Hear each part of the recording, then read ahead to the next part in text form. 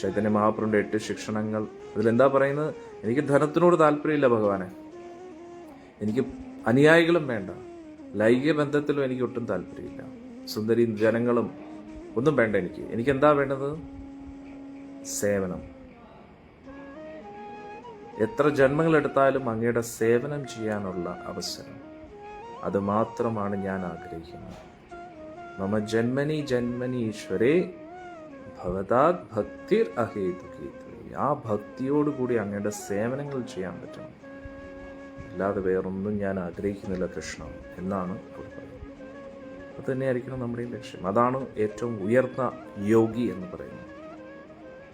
അതല്ലാത്തതെല്ലാം വെറും പ്രഹസനമാണ്, മറ്റുള്ളവരെ ആകർഷിപ്പിക്കാൻ വേണ്ടിയുള്ള ശ്രമം.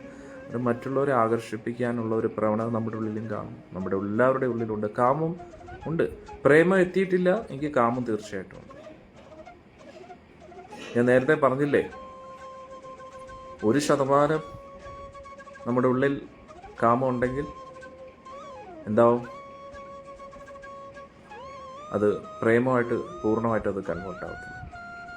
നമ്മൾ പരിശുദ്ധ ഭക്തിയിലേക്ക് എത്തണം.